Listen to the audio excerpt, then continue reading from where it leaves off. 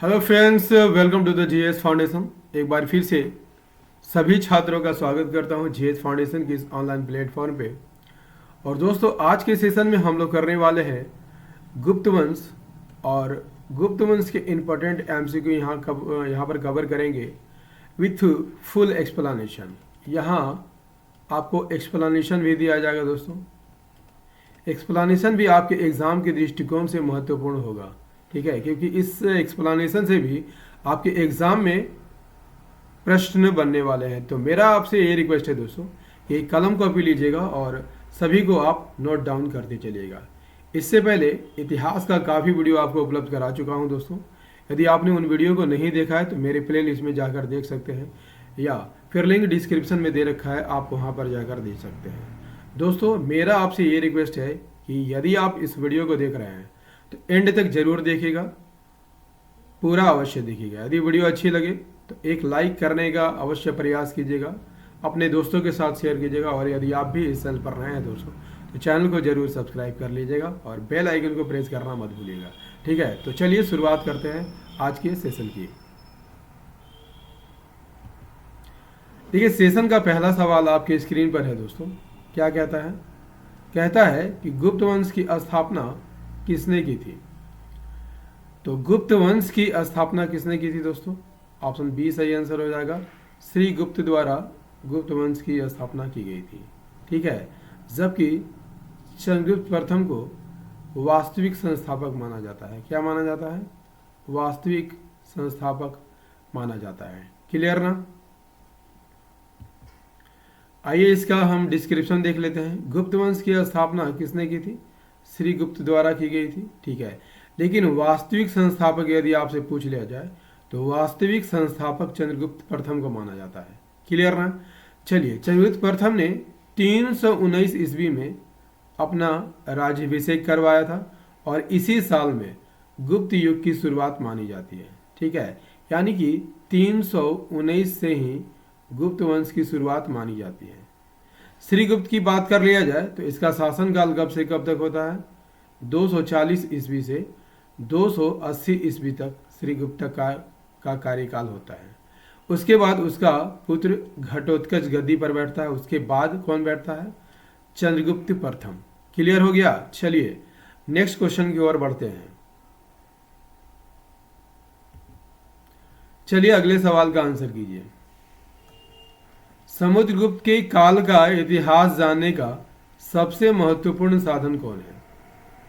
Answer कीजिएगा। समुद्रगुप्त के काल का इतिहास जानने का सबसे महत्वपूर्ण साधन कौन है? इसका सही आंसर हो जाएगा दोस्तों ऑप्शन ए, इलाहाबाद स्तंभ पर उत्कीर्ण लेख, ठीक है। उसे क्या कहा जाता है दोस्तों? प्रयाग प्रशस्ति कहा जाता है। क्या कहा जाता है? प्रयाग प्रशस्ति,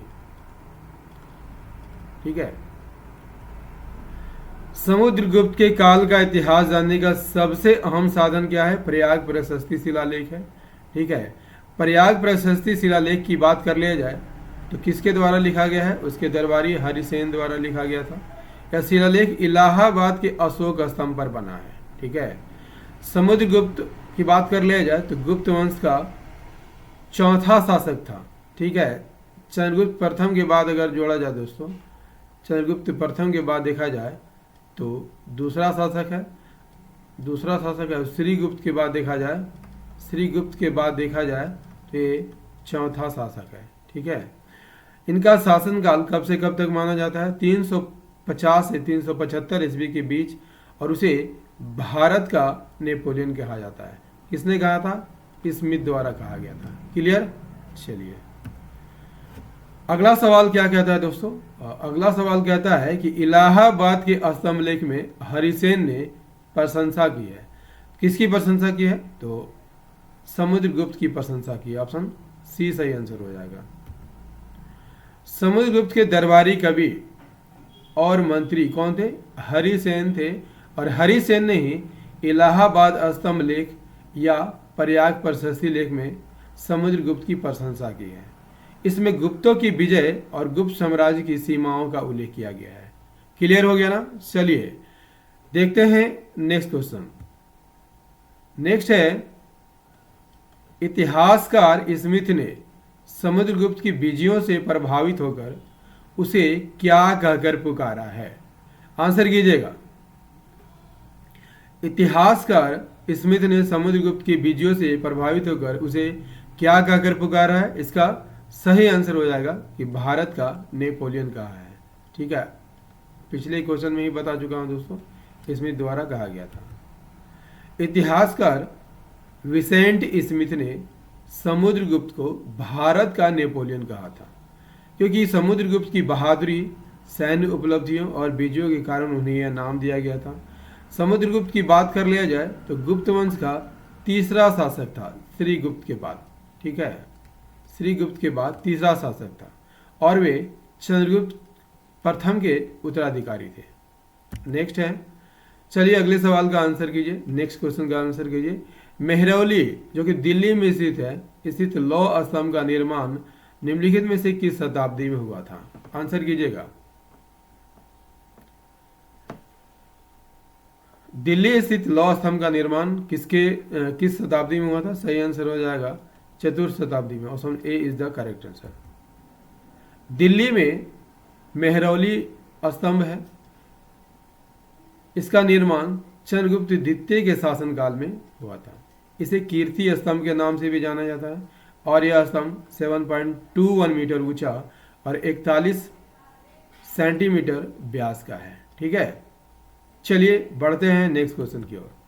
और दोस्तों, यदि सेशन पसंद आ रहा होगा तो एक लाइक अवश्य करने का प्रयास कीजिएगा दोस्तों, क्योंकि आपके एक लाइक से हमारा मोटिवेशन काफ़ी हाई लेवल पर चला जाता है, जिससे हम जो है वीडियो बनाने के लिए प्रेरित होते रहते हैं। तो आपसे विशेष रिक्वेस्ट है कि लाइक कीजिएगा, अपने दोस्तों के साथ शेयर कीजिएगा और यदि आप भी इस चैनल पर नए हैं तो चैनल को जरूर सब्सक्राइब कर लीजिएगा दोस्तों। बेल आइकन को प्रेस करना मत भूलिएगा। ठीक है, चलिए अगले सवाल की ओर बढ़ते हैं।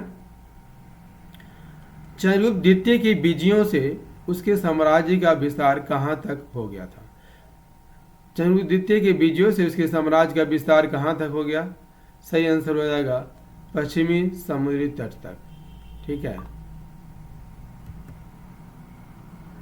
समुद्रगुप्त की विजयों के बाद गुप्त साम्राज्य का विस्तार पश्चिम में गुजरात से लेकर पूर्व में बंगाल तक और उत्तर में हिमालय की तराई से लेकर दक्षिण में नर्मदा नदी तक था। ठीक है, चंद्रगुप्त द्वितीय को विक्रमादित्य के नाम से जाना जाता है। इस दौरान उनका शासनकाल 375 से 414 ईस्वी तक माना जाता है। कहीं कहीं आपको 415 भी देखने को मिल जाएगा दोस्तों। इस दौरान गुप्त साम्राज्य ने अपना शिखर प्राप्त किया था। नेक्स्ट है, चंद्रगुप्त द्वितीय के शासनकाल में विद्या, कला और साहित्य का महान केंद्र कौन सा था? तो सही आंसर क्या हो जाएगा? धारवाड़, वाराणसी, उज्जैन या विदिशा। इसका सही आंसर हो जाएगा ऑप्शन सी, उज्जैन था। चंद्रगुप्त द्वितीय के शासनकाल में विद्या, कला और साहित्य का महान केंद्र कौन था? उज्जैन था। चंद्रगुप्त द्वितीय को विक्रमादित्य के नाम से जाना जाता है। नेक्स्ट क्वेश्चन कर लेते हैं। चंद्रगुप्त विक्रमादित्य के दरबार में 9 रत्नों में सबसे अधिक प्रसिद्ध कौन थे? कालिदास, आर्यभट्ट, धन्वंतरी या वराहमिहिर। तो सबसे अधिक जो प्रचलित थे दोस्तों, सही आंसर हो जाएगा ऑप्शन ए, कालिदास जो है सबसे अधिक जो है यहाँ पर प्रचलित थे, प्रसिद्ध थे। ठीक है, option A is the correct answer. Chandragupta Vikramaditya के दरबार में 9 रत्नों में सबसे अधिक प्रसिद्ध जो थे कालिदास थे। कालिदास को भारत का अमर कवि और नाटककार माना जाता है। ठीक है, चंद्रगुप्त विक्रमादित्य के दरबार में 9 रत्न रहते थे। वे कौन कौन थे? कालिदास, वराहमिहिर, वैताल भट्ट, वरुचि, विष्णु शर्मा, अमर सिंह, शंकु, धन्वंतरी और कहिल। इन 9 रत्नों ने साहित्य, विज्ञान, कला और चिकित्सा के क्षेत्र में काफी योगदान किया था। ठीक है, चलिए नेक्स्ट कर लेते हैं। कालिदास की किस कृति की गिनती विश्व की 100 प्रसिद्ध साहित्य कृतियों में होती है? फटाफट यहां पर आंसर कीजिएगा। सही आंसर हो जाएगा अभिज्ञान शाकुंतलम। कालिदास की रचना अभिज्ञान शाकुंतलम को दुनिया भर के साहित्य में अग्रगण्य माना जाता है, काफ़ी आगे माना जाता है।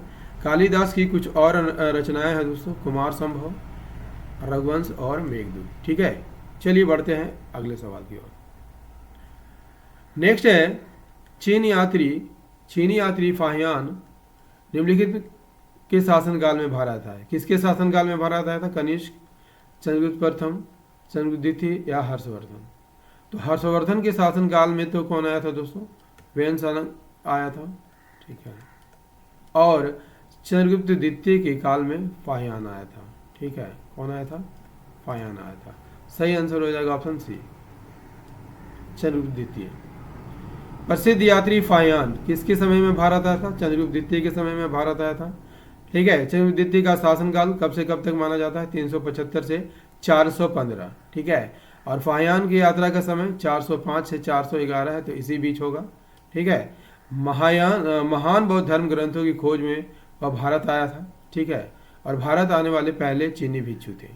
फाहियान ने भारत के कई शहरों का दौरा किया था, जैसे श्रावस्ती, कपिलवस्तु, सारनाथ, राजगीर, वैशाली और पेशावर। क्लियर ना? चलिए बढ़ते हैं नेक्स्ट क्वेश्चन की ओर। अगला सवाल क्या है दोस्तों? सेशन कैसा लग रहा है एक बार कमेंट करके जरूर बताइएगा दोस्तों। कमेंट का हमेशा इंतजार रहता है, आपके कमेंट ही है जो हमें मोटिवेशन प्रदान करते हैं। काफ़ी समय वीडियो बनाने में लगता है दोस्तों, तो आप एक लाइक और शेयर तो कर ही सकते हैं। ठीक है, गुप्त शासकों द्वारा जारी किए गए चांदी के सिक्के कहलाते थे। गुप्त शासकों द्वारा जारी किए गए चांदी के सिक्के क्या कहलाते थे दोस्तों? रूपक कहलाते थे। दिनार सोने के सिक्कों को कहा जाता था। ठीक है, सोने के सिक्कों को क्या कहा जाता था? दिनार कहा जाता था। और कारसापन और पन ये मौर्य साम्राज्य के सिक्के थे। ठीक है, मौर्य साम्राज्य के सिक्के थे। गुप्त शासकों द्वारा जारी किए गए चांदी के सिक्कों को क्या कहा जाता था? रूपक कहा जाता था, जबकि सोने के सिक्के को दिनार कहा जाता था। क्लियर ना? गुप्त काल को स्वर्ण काल कहा जाता है। गुप्त काल के दौरान चांदी सोने के सिक्कों का व्यापार और वाणिज्य में काफी भूमिका थी। गुप्त वंश के राजा चंद्रगुप्त द्वितीय ने सबसे पहले चांदी के सिक्के जारी किए थे। क्लियर? चलिए अगला क्वेश्चन है, निम्न में से किसने नालंदा विश्वविद्यालय का भ्रमण और वहां अध्ययन किया था? तो नालंदा विश्वविद्यालय का भ्रमण और अध्ययन किसने किया था? वेनसांग ने किया था। और वेनसांग जो है हर्षवर्धन के काल में भारत आया था। ठीक है, हर्षवर्धन के काल में भारत आया था। चीनी यात्री वेनसांग ने हर्षवर्धन के शासनकाल में नालंदा विश्वविद्यालय का भ्रमण किया था। वेनसांग ने 637 से 642 ईस्वी के बीच नालंदा का दौरा किया था। ठीक है, उस समय नालंदा विश्वविद्यालय के कुलपति कौन थे? आचार्य शीलभद्र थे। ठीक है, वेनसांग ने बौद्ध ग्रंथों पर शोध और संग्रह करने के लिए भारत की यात्रा की थी। आइए आगे देख लेते हैं। उन्होंने नालंदा विश्वविद्यालय की भव्यता और शिक्षा पद्धति का वर्णन अपने यात्रा वृत्तांत में किया है। ठीक है, वेनसांग ने 657 ग्रंथों और 150 अवशेषों को 520 बक्सों में लाद कर चीन ले गया था और उन्होंने 74 ग्रंथों का अनुवाद भी किया था। नालंदा विश्वविद्यालय की स्थापना किसने की थी? गुप्त वंश के कुमार गुप्त ने 5वीं शताब्दी ईसा पूर्व की थी। ठीक है, नेक्स्ट, गुप्तकालीन बौद्ध शिक्षा का महान केंद्र कौन सा था? तो नालंदा था।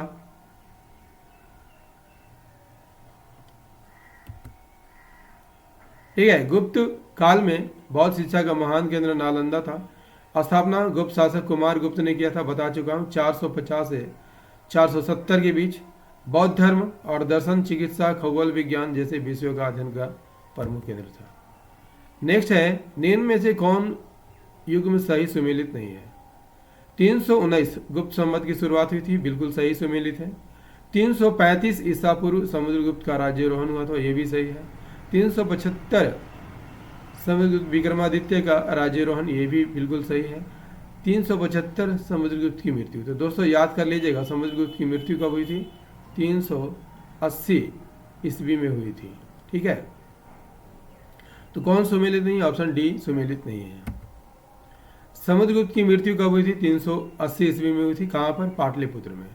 समुद्रगुप्त की बात कर ले जाए तो गुप्त वंश के चौथे राजा थे और समुद्रगुप्त प्रथम के उत्तराधिकारी थे। क्लियर। नेक्स्ट है, राजा रानी प्रकार के गुप्तकालीन सिक्कों का प्रचलन किसने करवाया था? किसने करवाया था? चंद्रगुप्त द्वितीय ने करवाया था। Option B. राजा रानी प्रकार के सिक्के का प्रचलन चंद्रगुप्त प्रथम ने करवाया था। सॉरी, यहाँ पर देख लीजिएगा दोस्तों, चंद्रगुप्त प्रथम ने करवाया था। ऑप्शन सी सही आंसर हो जाएगा। ठीक है, प्रथम ने करवाया था। इन सिक्कों पर राजा रानी आमने सामने खड़े होते थे।